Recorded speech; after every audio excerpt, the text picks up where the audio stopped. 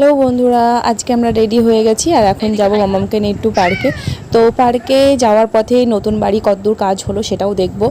আমার যেহেতু যাওয়া হয় না, বেশিরভাগ ওই যায় প্রত্যেক দিন, সেই সকাল থেকে যতক্ষণ কাজ হয় ততক্ষণ ওই দাঁড়িয়ে থাকে।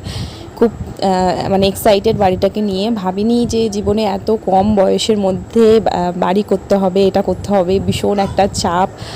এত অল্প বয়সে এত সংসারের হয়ে উঠবো কখনো ভাবিনি। যাই হোক, ও যেহেতু একটা বাড়ি করেছে, ওর এটা সেকেন্ড টাইম চলছে, আমার এটা ফার্স্ট টাইম। তো দুজনের অনেক স্বপ্ন মিলেমিশে আছে এখানে একটা সুন্দর পরিবার গড়ে তোলার।